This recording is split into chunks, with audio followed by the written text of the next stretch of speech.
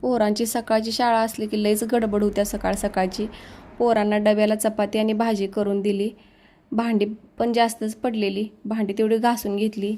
Gas कट्टा kitchen सगळं पुसून घेतलं आणि देवपूजा पण करून घेतली. आता म्हटलं पटकीनं स्वयंपाकाला लागायचं. मालक आले जेवाय वाढ म्हणते ती. टॅमॅटोची चटणी आणि शेवग्याची शेंगाची आमटी करायची होती आज मला. तेवढ्यात आलेच साहेब. कांदा तर एवढा आणलाय, कांदा घरात ठेवायला जागा नाही एवढा कांदा आणलाय. ह्यांनी सगळा माल उतरून घेतला.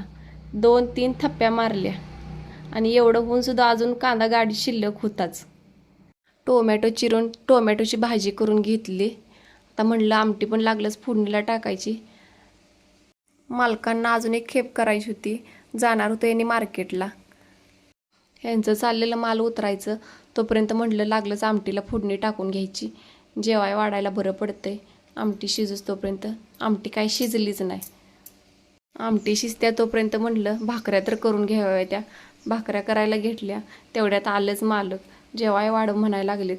मग म्हटलं थांबा तुम्हाला भाकरी करून देते. टॅमॅटोची चटणी तर झाल्याच तयार. मग भाकरी आणि टॅमॅटोची चटणी दिली त्यांना खायला. तेवढंच खाल्लं त्यांनी. ट्रॅफिकमुळे यायला जरा उशीर होते म्हणून म्हटलं खाऊन जावा एवढं. बाकीच्या उरलेल्या भाकऱ्या पण करून घेतल्या मी. तर बघा असा झाला माझा स्वयंपाक. आज सकाळी खूपच धावपळ झाली. तर व्हिडिओ आवडल्यास लाईक करा, चॅनेलला सबस्क्राईब करा. भेटू नेक्स्ट ब्लॉगमध्ये. तोपर्यंत बाय.